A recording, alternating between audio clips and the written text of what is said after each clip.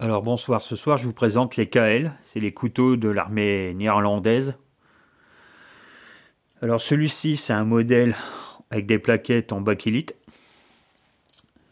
Alors il fait 85 grammes, 3.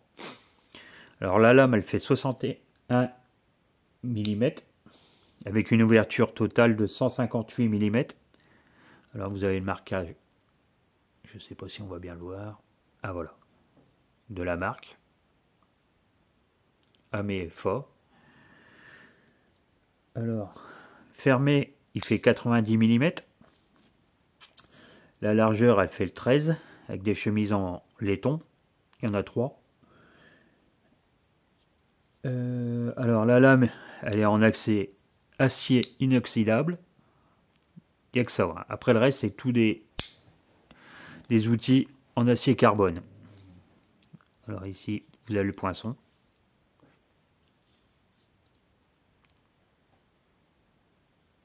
Voilà. Après, vous avez... Ouh, vache. Bon, bah, à ce niveau-là, vous avez l'ouvre-boîte. Hein. Et là, vous avez le décapsuleur qui fait tournevis.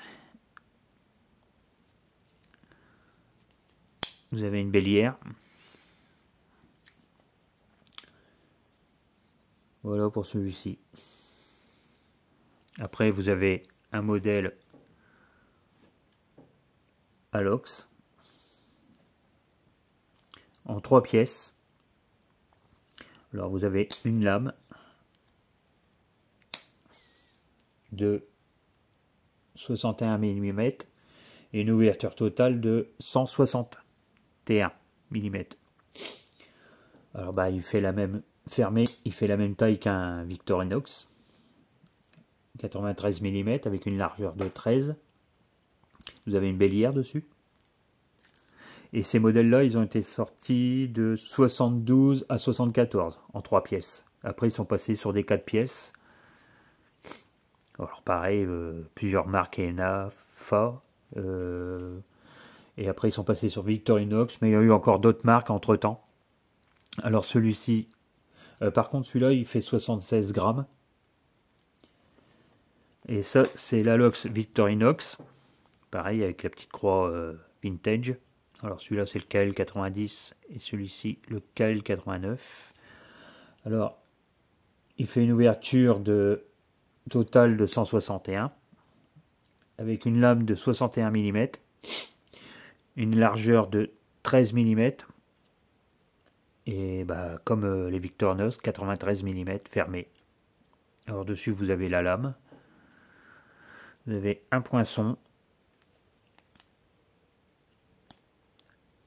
Le poinçon est là. Le tournevis avec décapsuleur. Le tournevis sur le décapsuleur. L'ouvre-boîte, pardon. Et vous avez l'ouvre-boîte. Le petit anneau. Voilà. Et ils ont sorti une version en Victorinox en 84 avec les chemises en laiton. Non, en 83, pardon. En laiton.